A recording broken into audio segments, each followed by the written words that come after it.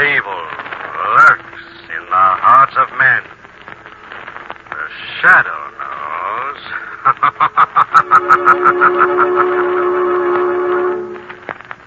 Once again, your neighborhood blue coal dealer brings you the thrilling adventures of the Shadow, the hard and relentless fight of one man against the forces of evil. These dramatizations are designed to demonstrate forcefully to old and young alike that crime does not pay. As you probably know, reliable sources forecast that all home heating fuels will be scarce this winter. If you heat with coal, you're lucky. You can store coal. But get your order in early. Ask your blue coal dealer to schedule your delivery as soon as he can. And make sure that you order the right size of coal for your furnace. If you're not sure what it should be, ask him. Your blue coal dealer will be glad to inspect your heating plant and may be able to make other recommendations, too, that will help you to get more heat and to burn less fuel. First thing tomorrow, call the nearest blue coal dealer and ask him to schedule an early delivery of your blue coal.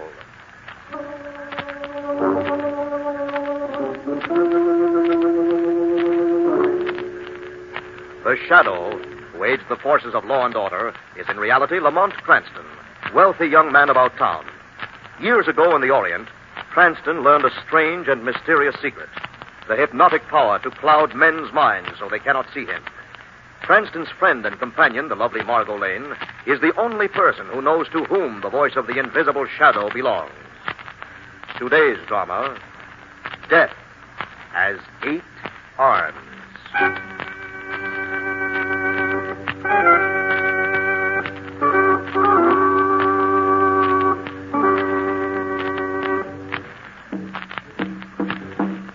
In a temple deep in the jungles of Burma, ancient rites are carried out for the goddess Gia, while Gurdjieff, the high priest, walks slowly down the long, winding stairs into the crypt of the temple. Quickly, a man steps out of the shadows to join him. Charles Marin, an American archaeologist. Gurdjieff swings open a heavy bronze door, and the two men enter. A huge idol glares down at them.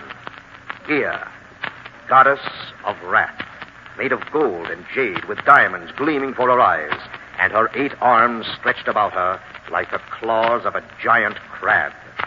Charles Marin gasps at the sight. Oh, you're not afraid, Mr. Marin. A bold American must not be frightened by a lifeless idol. Where's the paper hidden, Gurdjieff? Behind the collar of beads that hang from Gaya's neck. A few steps, and it is yours. A fortune worth millions. Well, Mr. Marin? Now, you're going to get that paper for me. A gun? Yes. I've paid you $10,000 to bring me down here. Now, you're going to risk your life getting that paper. But I am a high priest. Gaya would never forgive me. You can take your chance on that. I'll wind up dead on this floor. The choice is yours. All right. Hear me, Gaya. It is I, Gurdjieff, your high priest. Do not harm me. Hurry up, the paper. I have it. Now, let's see. Yes, all right. A piece of paper worth...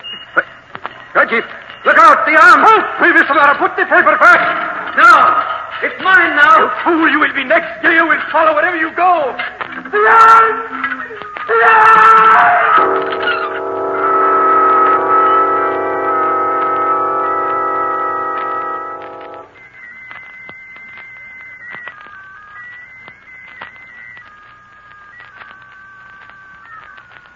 For heaven's sake, Cinder, stop playing that thing. Sorry, Sahib. You're not in Burma now. You're in a penthouse apartment in America. Remember that. The Sahib is unhappy. There are dark shadows in his mind. What are you talking about? Sindar is a good servant. He knows the terror that has followed us from the east. The arms of Gaya reach far. What? Everywhere the Sahib Marin looks, he sees them. Is that not so? Oh. How did you know that? Gaya must have her revenge. She won't spare you unless... Unless what? You must buy an idol and bow down before it. Are you crazy? You must give in to her. Ask her forgiveness. for her 8 arms will reach out, crushing you, squeezing the life from you. Stop it! Stop it! Inside. Oh, Madge. Sindar and I were just... You. What have you tried to do, Charles? Let your own servant drive you insane? No, I... Face, you're really shaking all over. Sindar, go back to your quarters and stay there for your call. Yeah. Yes, inside. Remember what I told you, Side. It is the only way. What did he mean by that, Charles? Oh, nothing. He just... Oh, Madge, I'm so tired. Oh, darling, tell me. Please. What dreadful thing happened in that temple back in Burma? I can't tell you, Madge. You said once you stole something, a piece of paper. What did you do? Don't ask me questions, please. Darling, Please, I only please. want to help you. You must get rid of these obsessions about an 8-armed goddess. I can't. At night, I can feel her arms about my throat. It's horrible. I've got to do something about this nightmare. I've got to before it drives me crazy.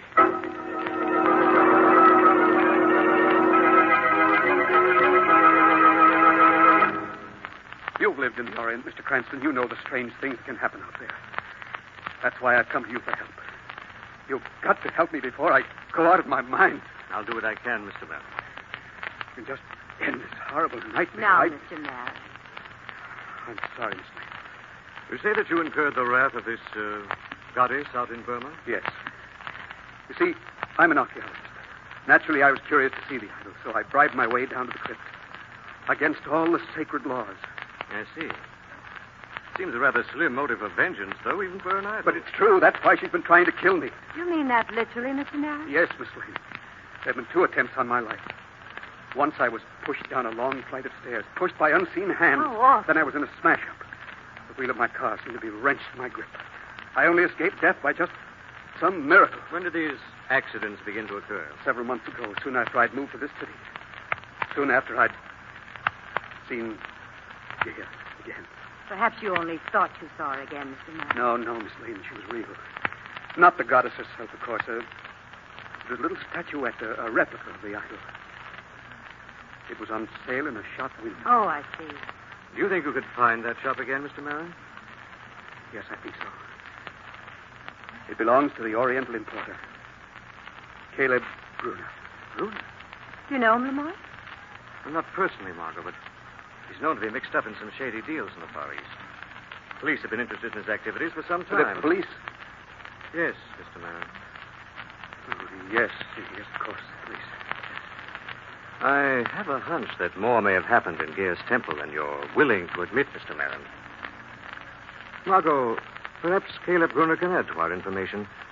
Why don't we pay a visit to his shop and see for ourselves?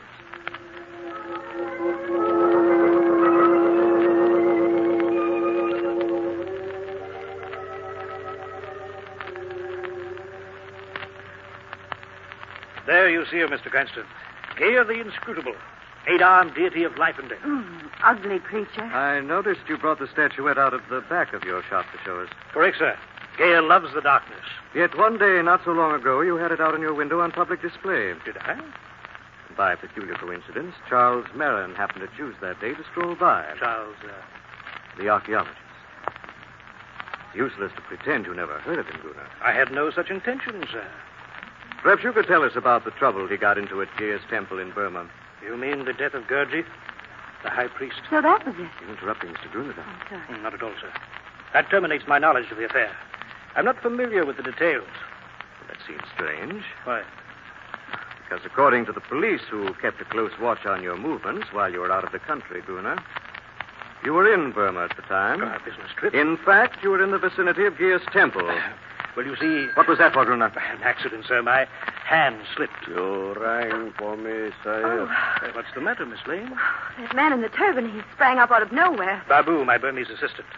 He learned the trick of silent movement in the East. But don't be afraid. He's harmless. He doesn't look it with that stiletto in his hands. An antique. He was polishing it up for a customer. Oh? Throat or spine? I do not care for such jokes, Mr. Cranston. So, you know my name, Babu. You must have been listening. And I will not stand your insults. I will make you... Well, Babu? You are going to make me eat my words.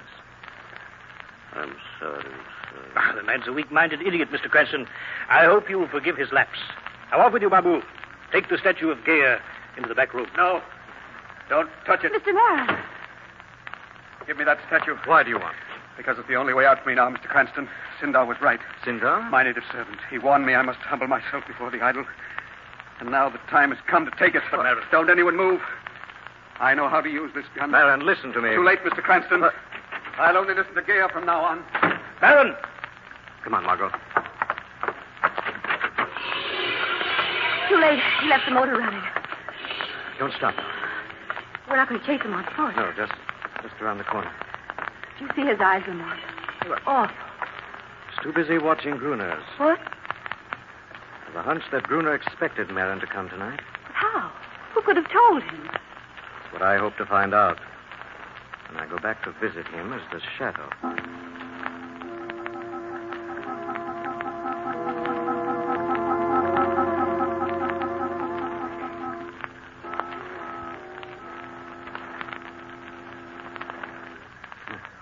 Everything is playing into my hands. Cranston here when Marin came for the idol. Perfect alibi. Soon, very soon, the paper will be mine. What paper, Gruner? Who's there? Someone who moves even more silently than Babu, your assistant, Gruner. The Shadow. What do you want? What is this paper you're trying to get from Charles Marin? Well, that is to say... Out with it. It was stolen from the temple of the goddess Gaia. So, that's the crime Marin has on his conscience. That's why you've been trying to drive him mad, to squeeze his secret out of him. No, Shadow. Don't lie to me. You lured him to your shop months ago to reawaken terrors of Gaia in his mind? No, it was Sindar, Marin's servant, who brought him here. What? And Sindar drove him to my shop tonight to steal the idol. It's Sindar who's driving him mad. We'll soon find out about that. Cranston and Miss Lane are on their way to Marin's apartment now. Take my word for it, Shadow. I'll take your word for nothing, Gruner. But take my word. If you're mixed up in this plot, the Shadow will be back.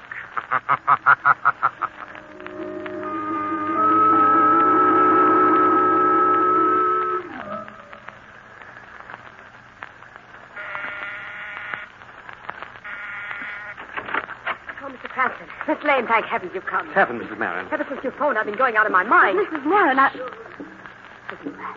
What is it? Charles and Sindar. The last half hour, they've been locked in that room with that going on. Oh, please, Mr. Cranston, break down the door before Sindar drives my husband insane. Try, Mrs. Marin. Oh, hurry, please. Force her to it. Charles, stop that drum. Charles. Brady doesn't hear you, Mrs. Marin. He's singing, Lamont. He's in an hysterical trance, Margo. He doesn't know what he's doing. But his eyes, they're horrible. As if he'd seen... He has, darling. Look. Over there. That's your Gaia. There's something lying there in front of us. Sindar. Yes, Mrs. Marin. It's been crushed to death.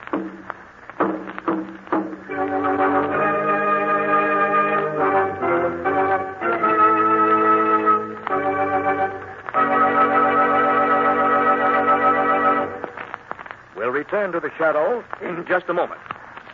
Friends, you're missing plenty if you don't have a Blue Coal Temp Master heat regulator on your coal furnace. You are missing the wonderful work-saving ease that automatic temperature control gives. You're missing the even, steady, helpful heat that could be yours. And you're missing the big savings of fuel that a Temp Master makes possible. Altogether, you're missing the carefree heating comfort you should have. But why wait any longer? Call the nearest Blue Coal dealer and ask him to demonstrate the new Blue Coal Temp Master. They are not expensive. There is no charge or obligation for the demonstration. The Temp Master is an entirely new kind of automatic heat regulator for coal furnaces. The electric eye thermostat upstairs keeps your home exactly at the temperature you set on the dial, eliminating all those trips to the basement to adjust dampers. Furnace controls are operated automatically as needed, and the electric eye thermostat actually shows you the exact position of those dampers. This winter, save coal, save trouble, and get much better, much more healthful heat with a Blue Coal Temp Master. Only Blue Coal dealers have them. Blue Coal dealers are listed in the classified section of your telephone book. Call the nearest Blue Coal dealer and ask him for a demonstration of the Temp Master tomorrow. And now, back to the shadow.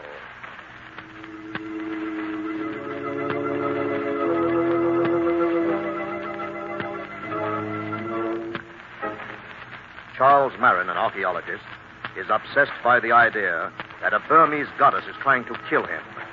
But when death finally strikes, it is Sindar, Marin's native servant, who dies. A few minutes later now, in Marin's apartment, Cranston is alone, puzzling over the savage murder, when Margo enters the room. How's Mr. Marin, Margo? Not much better, Lamont. His wife's taking care of him in the next room, but he's still unconscious. What has he found out in you and me? Very little. Window was forced. Someone climbed in. It's probably the last thing Sindar knew. But Mr. Marin must have seen it all. Remember the state he was in, Margo. An hysterical trance. Oh, yes, that's right. But what motive could there have been for killing Sindar? My guess is he was beginning to learn too much about the plot against his master. Gruner. Possibly. Gruner admitted to the shadow he was interested in a piece of paper Marin had stolen from G.S. Temple. Wait a minute, darling. Got an idea? Yes. Let's go out on the terrace again. Right. Let's see something. Look there. What's so interesting about that iron ladder? Leads up to the roof. Yes, but you thought the killer went down by the fire escape. Changing my mind. You've been seen from the street below. Anyway, it's worth investigating. Up we go, darling. Ooh, it's filthy. My hands are covered with soot. Good. It'll be thick on the roof. Perfect for footprints. Whatever it is must have gotten away by this time. I'll be hiding. There. There now. Careful now, darling. Oh, it's so strange up here. A prairie of roofs. See what my flashlight shows up. Not tracks. Yes. Toes turned in. It's an animal. I don't know, Margo, but we're going to proceed with caution. Yes. Anyone could be hiding behind these skylights and chimneys. Yes, Margo. Or anything.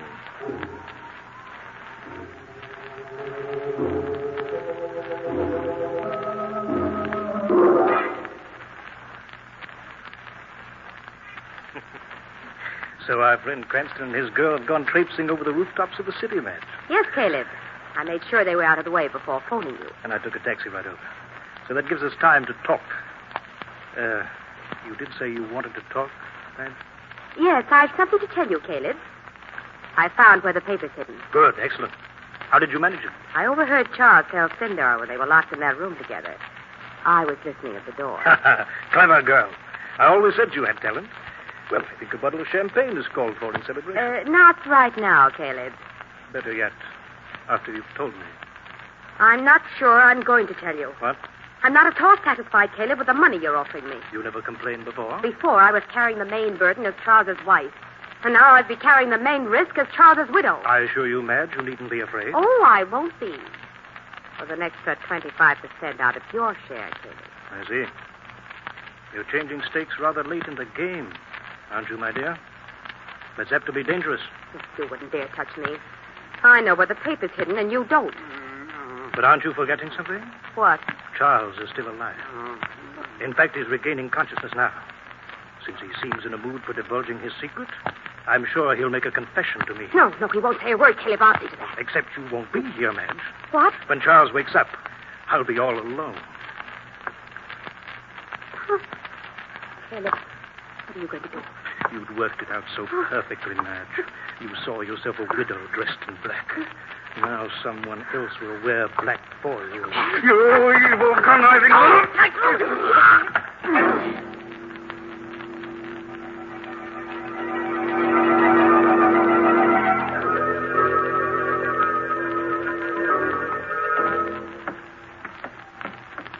Lamont, the killer couldn't have gone much farther. This is the last roof in the block. It's the sheer drop down to the street. Must be close unless... Lamont. Quiet, darling. Behind that skylight. Yes, I saw it. All right, there, the game's up. I've got a gun, so don't move or try any tricks. Lamont, the skylight! Forced open. Come on, darling. Look out, Margo. Something at your feet. A snake! No, easy, darling.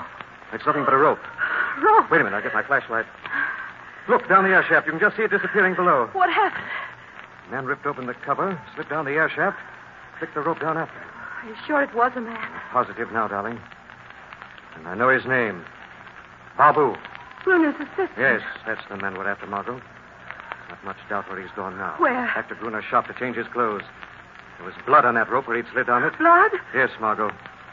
He was the one who crushed Sindar to death.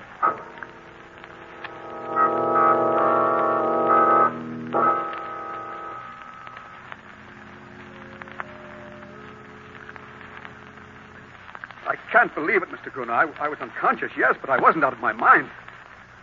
I couldn't have killed my wife. There's her body, Mr. Madden. I found it when I came in. And Sindar, why should I want to kill my own servant? You're not to blame, sir. While you were unconscious, some evil power took over your body. That's a lie. You're behind this, Bruner. You murdered them both. You're trying to blame it on me. Indeed, sir. I'd be inclined to say Gaya was the one who was responsible. Yeah. She was a long time driving you mad. And now she's succeeded. No. You'll never be rid of her. She'll come back over and over again, taking possession of your body, forcing you to kill as her insane mind directs. No, I couldn't stand that. Then there's only one way to make your peace with her. You must give back the stolen paper. Anything. Excellent. Just so happens that I'm leaving for the East myself shortly. So if you give me the map, I'll be able... You said map. How did you know it was a map, Bruner? I know a great deal, Mr. Madden. I see. You'll accept my help? You'll yield the map? All right, Bruner. I will. It's locked in my office at the museum. Come on. I'll take you there.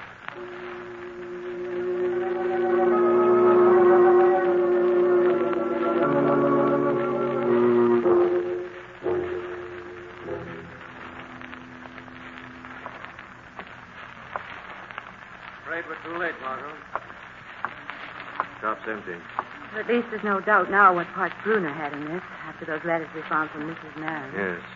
Two of them were working together to pry out the secret of that paper from Marin. What about Babu? My hunch is he found out the hiding place before either of them. Probably from Marin himself when he went to kill Sindar. Now he's changed his clothes and gone treasure hunting. Not the size of it. There's an envelope on the floor. Marin's personal station. Blood on it, too. Babu must have brought it back to Marin's apartment. Yes. Charles R. Marin, Archaeological Museum.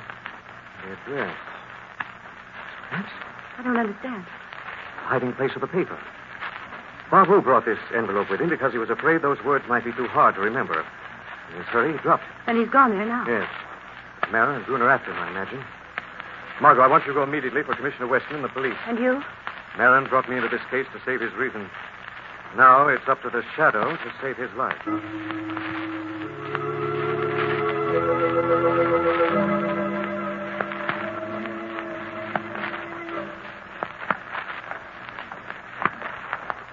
How much further through this museum, Mr. Madden? Almost there now, Bruner. I hope so. In this dim light, these fossils and bones are most disturbing. Now, this is my office. The door's open. Broken open. What's happened? Everything's torn up. That steel filing cabinet. You said that's where you had the paper? But it's been wrenched open. The map's gone. It is in good hands, Mr. Maron. Yes, Mr. Bruno, I got here first, you see. Gaya's secret is mine now. A map to the richest oil field in Burma. Give that back to me. That will keep you quiet, Mr. Maron. Another trance, you can sleep out on the floor. No, Mr. Gruner, for you. Wait, Babu. I've never harmed you. You have insulted me, cursed me, treated me like a slave. I stood it all only because I knew you could lead me to the map. Babu. Now it would be a pleasure to kill you as I killed Sindar. I have a gun. I have the strength of a bull. We'll see. I'm coming, Gruner. Still coming. Babu, spare me. I promise you, Babu. Gruner, you are... Something is holding me. The shadow, Babu. Save me, Shadow. Hold him. Only if you answer my questions, Gruner. You killed the high priest Gurdjieff back in Gear's temple, didn't you? No, The truth, Gruner. I'll let loose Babu to tear you limb from limb. Yes, Shadow. But it was a mistake. I had planned with Gurdjieff to kill Charles Marin. I was behind the idol manipulating the arms. But when Marin forced Gurdjieff to get the paper, the wrong man died. And the map got away from me. And since then, you've been after it.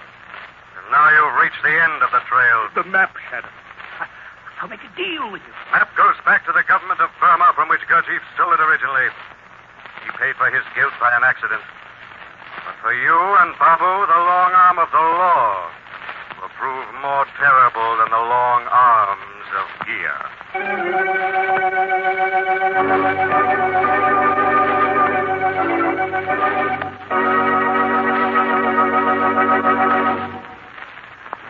And now let me present Blue Coal's distinguished heating authority, John Bartlett. Thank you, Andre Baruch, and good evening, friends. Here's an important tip on economical home heating that will save you time, trouble, and fuel. If you tend your furnace fire the right way, you'll find that your fire will burn more slowly and evenly, and that you'll get more heat from the fuel you burn. When you add coal, do it like this. First, shake the grate gently until the first faint red glow is visible in the ash pit. Then, with a shovel or a small hoe, pull the live coals from the back of the fire pot up toward the feed door, forming a sloping hollow that leads toward the back. Into this hollow, put your fresh coals. Leave a few glowing coals just inside the fire door to consume gases. The way to conserve coal is not by skimping. Keep a deep fire at all times. I thank you.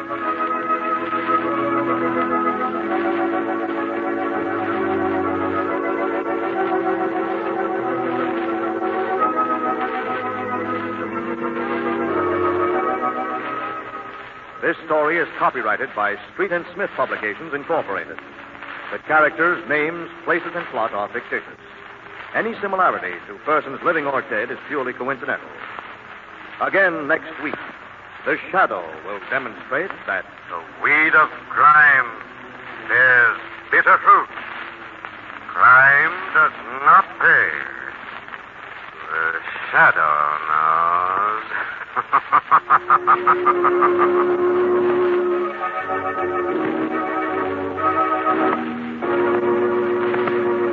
next week, same time, same station, your friendly Blue Coal dealer brings you another strange and thrilling adventure, the Shadow's daring battle against the forces of evil. The Shadow is presented by the PL&W Coal Company, distributors of Blue Coal. Lamont Cranston is played by Beth Mullen. Margo by Grace Matthews. Your announcer is Andre Baruch. Remember, it's Blue Coal for finest heating service. It's Blue Coal for finest modern equipment. It's Blue Coal for the best home heat money can buy.